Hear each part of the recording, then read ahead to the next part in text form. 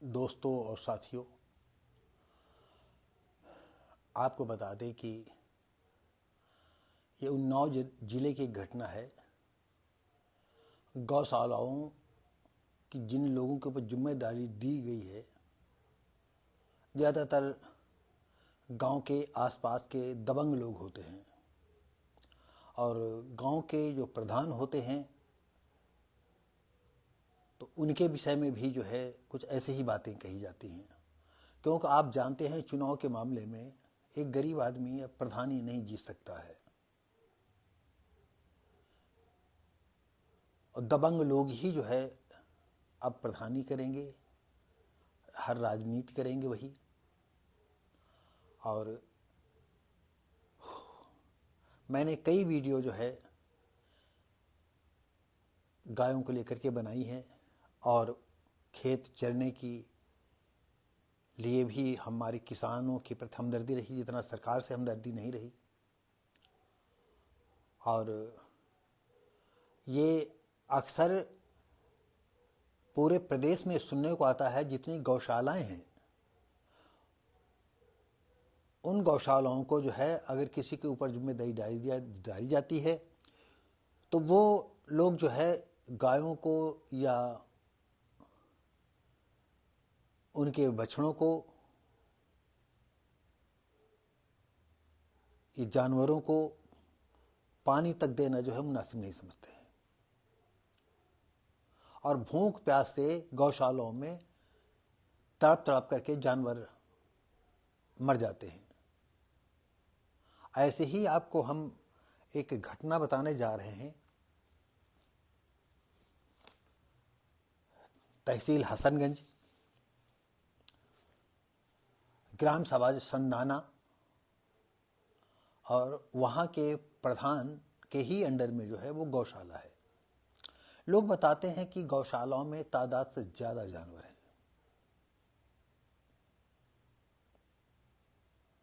अब ये क्या कहा जाए कि तादाद से ज़्यादा हैं कि कम हैं? गौ रक्षकों, अधिकारी जिनके ऊपर जिम्मेदारी है कि हम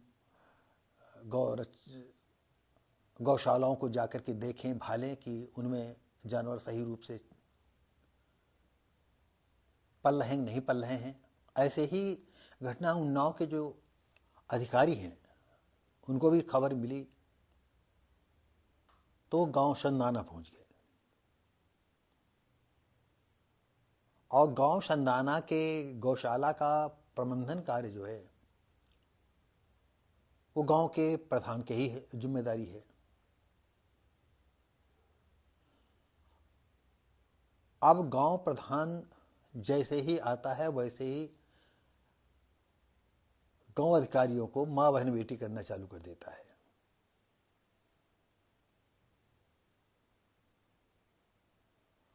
और इस कदर करता है कि किसी ने इसका वीडियो बनाया और उसको वायरल कर दिया। वो तो गनीमत ये रही कि प्रधान ने उन अधिकारियों को मारा नहीं, क्योंकि आप जानते हो कि अब ये चुने गए विधायक एमपी की तरह हैं, निरंकुश, और सरकार भी जो है चुने हुए आदमी को प्राथमिकता देती है और दे या ना दे, गांव का जो दबंग है ज़्यादातर हर अधिकारी आता है उन्हीं से सलाह मशविरा करता है।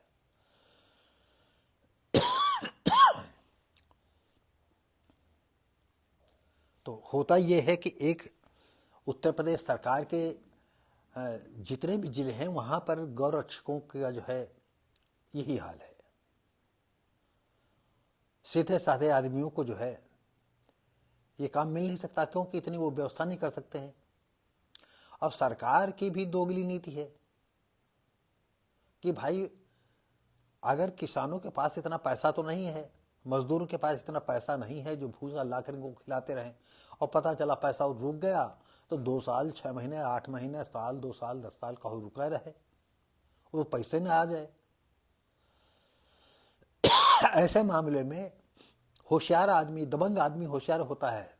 चलो तुमने बनवा दिया है 2-4 बीघे में गौशाला, वहां पर उसका अपना राज होता है, उसके जानवर पलते हैं, वो भी जानवर पलते हैं, और गवर्नमेंट से जो सहायता मिल जाती है वो अभूतपूर्व है। और नहीं तो कोई बात है नहीं, हमारे तो चाबी कुंजी हमारे हाथ में है। पैसा आ गया, हम चारा पानी दे नहीं रहे, लेकिन बराबर एस्टीमेट हमारा बनता जा रहा, इतने का भूसा पड़ने लग रहा है, इतने में दाना लग रहा है, इतने में ये लग रहा है, इतने में वो लग रहा है। गाली देता, चले आए साले। हाँ, इनको ये नहीं मालूम है कि हम कहाँ से देंगे, कहाँ से खिलाएंगे, हमारे पैसा नहीं है। तो ये तो उसकी बात है गौशाला संरक्षक की, कि वो क्या क्या बातें कह दे, क्या क्या नहीं कह दे। तो दोस्तों और साथियों, स्थितियां बहुत भिन्न हो गई हैं। एक तो पूरे प्रदेश में आज भी जानवर छुट्टा हैं, और सबसे बड़ी बात यह है कि जो छूट जाता है जानवर, वो इतना मस्त हो जाता है खेती चर चर करके, और जिन्हें आम आदमी समझता है कि गाय जो है अब जनरेशन नहीं बढ़ाएगी, तो थोड़े दिन में उसमें इतनी ताकत आ जाती है कि फिर वो बच्चा जनने के लायक हो जाती है, और बच्चा जनती भी है, और उनके बच्चे बहुत उछाल होते हैं। अब बच्चा उछाल हो या ना उछाल हो, अब खेती बाड़ी सारी जो है ट्रैक्टरों से हो रही है, तो जानवरों, अब गाय पालने में जिस तरह है आम उद्योगपति, आम धंधे वाला आदमी ये सोचता है कि धंधे में इतना खर्च कर रहे हैं, प्रतिदिन का इतना खर्चा है, हमारी आय क्या होगी, बचत क्या होगी। और जब गुणा भाग लगाता है तो पता चला कि नहीं, हमारा 5 पैसे जो है नुकसान हो रहा है। तो फिर वो देखता है कि हम कहाँ क्या करें कि 5 पैसा हमारा जो है बढ़े और हम पर जो है आय व्यय बराबर हो जाए। फिर उसको कुछ कमियां मिलती हैं तो आय व्यय से जो उनको कुछ पैसा बचने लगता है। लेकिन जब देखता है कि नहीं, हम नुकसान में जा रहे हैं, तो वो जो है धंधा पानी उसको बंद कर देता है। ऐसे ही अब किसान हो गया है। बूचड़ खाने में ऐसी सी भैंसियां कटने आ रही हैं जो 4-4, 5-5 किलो तक भैंस दूध देती हैं, और यहां तक कि लोग गाभिन भैंसों को बेच जाते हैं। हमें एक किस्सा याद आ रहा है, बताएं। ये सुनी सुनाई है, कोई हमारे पर रिकॉर्डेड बात नहीं है, लेकिन जिस बूचड़ खाने की बात है वहाँ की बात है। तो आप तो जानते हैं ज़्यादातर सब मशीनों से काम होता है। तो जो बूचड़ खाने का जो जिनकी निगरानी में होता था कि सब गायें साफ़ हो गई, माल सब साफ़ हो गया, उनका जो मलबा है वो सब साफ़ हो गया, नहीं साफ़ हो गया, तो उसने देखा कि एक भैंस बहुत ब्याहने वाली, बच्चा देने वाली और बहुत अच्छी है, और ऐसा लगता था कि वो दूध देगी। हुआ ये कि पता नहीं कि इस आदमी ने उस भैंस को बेच दिया था। हो सकता है उसके सामने कोई मजबूरी हो और न जान पाया हो, ये भी बात है। और ये भी है कि अरे जाए उसी कटे जाए, हमका क्या करे। उसने क्या किया, भैंस को लगनी करवा करके बांध दिया। सोचा मालिक से कह देंगे मालिक इतने का आई है, इतने पैसे हम दे देंगे, और हम इससे लेते जाते हैं। अचानक जो मैनेजर था वो आया, उन्होंने कहा काम खत्म हो गया? कल हाँ साहब काम खत्म हो गया, सब सफाई हो गई। कहा ये भैंस? तो वही आया निकल करके, क्योंकि आम छोटा आदमी तो इतनी हिम्मत न करता। हाँ क्यों रे साहब, ये 1-2 दिन में बच्चा देने वाली है। तो साहब इस पर तरस आ गया और सोचा कि जो है जितने में आई उतने हम पैसे सरकार को दे देंगे, मालिक को दे देंगे। उसने माँ बहन बेटी की कहा, साले हरामी, तू जानता है इसमें कितना पैसा खड़ा होगा? अरे इसकी खाल में ही हमको इतना पैसा मिल जाएगा जितने की आई है।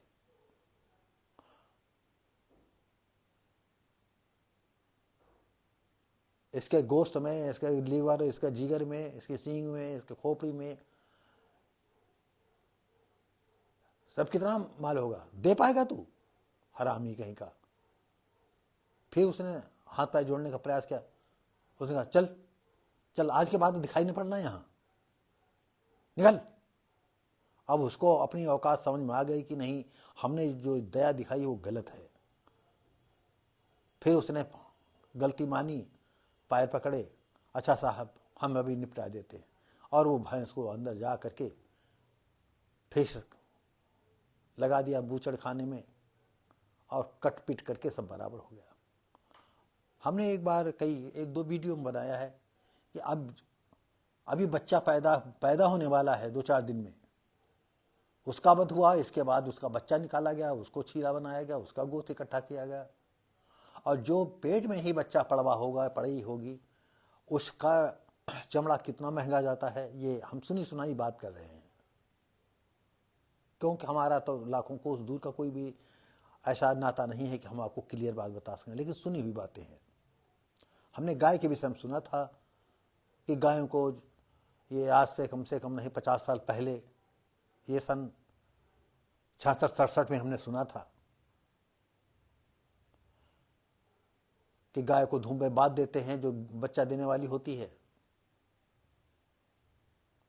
और उसको जब प्यास लगती बबाया करती है, रेहका करती है, तो साबुन वाला घोल पानी रखते हैं और दे देते हैं। वो डकर डकर करके न चाहते हुए एक बार नहीं पीती, 2 बार नहीं पीती, फिर वो सब पी लेती। पीने के बाद जो है वो समय के पहले ही बच्चा डाल देती है, बच्चा पैदा कर देती है, और जैसे ही बच्चा पैदा करती है उसका बच्चे का कत्ल करके उसकी खाल निकाल करके उससे जो सामान बनाई जाती बताते हैं वो बहुत महंगा है। और ऐसे ही एक और हम आपको किस्सा सुनाते हैं, वो टीवी मैंने देखा था। ये जम्मू कश्मीर की बात है। जैसे वीपी सिंह जो टोपी लगाते थे, जो से अब्दुल्ला शेख टोपी लगाते थे मखमली टाइप की, तो ये टोपी कैसे बनती है? जो जम्मू कश्मीर में भेड़ें पाली जाती हैं, तो उनको मालूम है कि अब बच्चा जो है 2-4-10 दिन में जो है बच्चा दे देगी, तो क्या करते हैं कि उसका गला काटते हैं, और गला काटने के बाद उसको ठंडा होने नहीं, जैसे यहाँ आप देखते होंगे कि बकरा काटते हैं, बकरी काटते हैं, तो जब एकदम ठंडी हो जाती है, मतलब उसकी फटकना बंद कर देती है, तब उसको चाकू लेकर उसकी खाल निकालते हैं। इधर उसका गला काटा, इधर इसका जो है छीलना चालू कर दिया, और आधा पेट तक जो है उसको दिखाया छीला, और छीलने के बाद पेट फाड़ दिया, पेट फाड़ने के बाद बच्चा निकाला, बच्चा निकालने के बाद उसका कट किया, फिर उसको छीला। तो बताते हैं जो नवजात बच्चा होता है उसकी खाल से वो टोपी बनाई जाती है। तो ऐसे ही जो ये भैंस का था मामला, उससे भी जो भी बनाया जाता होगा बहुत नरम या मुलायम या अच्छी क्वालिटी को उसे माना जाता है। जैसे एक मरी हुई जानवर की खाल और जिंदा जानवर की खाल में बड़ा अंतर है। तो दोस्तों और साथियों, तो संदाना गांव के प्रधान ने जो है जम करके, बस यही समझ लो, हो सकता है ये लोग मुंह लड़ाते तो उनको यही पनाह देता। जब ये अधिकारी लोग शहर आते हैं, जिले प्रशासन को बताते हैं, तो सीडीओ कहते हैं हम इसकी इंक्वायरी करवाएंगे। हमारी समझ में नहीं आता है, वीडियो वायरल है, सब कुछ गाली दे रहा है, सब कुछ हो रहा है, अब वो इंक्वायरी करवाएंगे। ये ऐसा किस्सा, ये सरकार का सब मैटर ऐसा चलता है। भले तुम जिले के जो है प्रमुख अधिकारियों में से हो, डीएम कहीं छुट्टी पे जाते हैं तो आप ही को चार्ज मिलता है।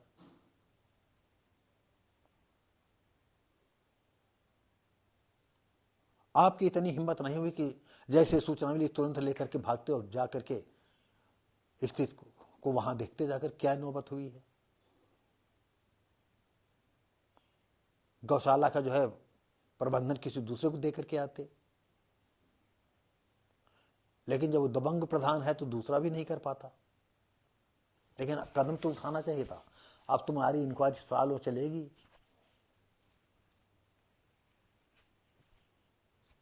तो ये बात हम आपको बता रहे हैं कि एक तो जानवर छुट्टा है, फसल पूरी तरह पक गई है, खेत कटने चालू हो गए हैं यदा कदा कहीं कहीं। और जहाँ गौशालाएं हैं वहाँ पैसा नहीं मिल रहा है, और पैसा भी अगर मिलता है गौशालाओं को तो संरक्षक लोग उनको दाना पानी देते नहीं हैं, और सरकार में इतनी दम नहीं है। अब उनको वोट भी लेना है, और वोट एक ऐसी चीज़ है, अब देखिए जगह जगह जागरूक कर रहे हैं वोटों को। अरे तुम्हारे जागरूक करने से होगा? लगा दिया टीचरों को और बच्चे दौड़ रहे हैं वोट जागरूकता के लिए, है मजाक खेल बना रखा हर चीज़ का। अरे वोट देने का खुद जज्बा होता है, ये तुम्हारे जगाने से नहीं होता है, लेकिन नहीं, तुमको तो आदेश पार चालू कर देना है। क्या कहें।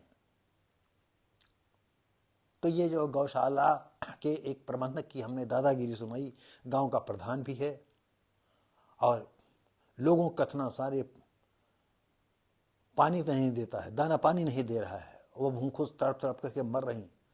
अगर किसी पर श्राप लगता तो ये मर न जाते सब। अगर गायों का श्राप लगता है तो सब मर जाते हैं, A to Z, ऊपर से नीचे तक। तो श्राप से साधारण आदमी डरता है, गरीब आदमी डरता है, वो भूखा नहीं देख सकता है, खुद भूखा रहेगा उनको खिलाएगा। लेकिन ये जबरदस्त आदमी, वो जानते हैं ये सब नौटंकी है, श्राप है, फलाना है, ढिमाका, ये क्या है आपको कहें। तो साथियों, ये एक गौशाला की तस्वीर हमने पेश की, और सत्य घटना है, और ऐसे ही हर गौशालाओं का हाल है। हो सकता है कि कहीं कोई ऐसा गौशाला हो जिसमें संरक्षक उनको दाना पानी बराबर देता रहा हो। अगर 1 महीने में कुछ बच जाता है, और अगर 2 महीना नहीं पैसा आया, तो सोचता है कि हमारे पास इतना पैसा हमने खा ही लिया है, लो 2 महीना दे देते, पैसा तो आएगा ही, हमने तो बना के एस्टिमेट बना दिया है कि ये पैसा इतने दिन का है। और वो लोग खुद जानते हैं। और जो गाय मर जाती वो भी उसमें दर्ज होता है, नहीं भी जिंदा है, जब इंक्वायरी आएगी, अभी कल तो मरी है, 2-4-10 मर गए, तो 2-4-10 का पैसा, अगर 6 महीना साल भर कोई इंक्वायरी नहीं हुई तो पैसा चढ़ता रहता है उनका। तो ये कहानी है।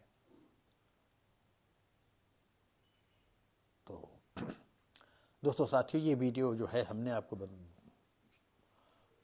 बना कर दिखाया कि अगर सरकार चाहती है तो यहाँ के लोग ऐसा नहीं करने देते हैं। तो साथियों, इसी के साथ ये वीडियो जो है, अगर अब हम अपने शब्दों को रोकते हैं, और उम्मीद करते हैं कि ये भी वीडियो आपको पसंद आया होगा। अगर पसंद आया है तो लाइक शेयर कमेंट करें, सब्सक्राइब करें। धन्यवाद। और अब मिलेंगे हम अगले वीडियो में। जय हिंद।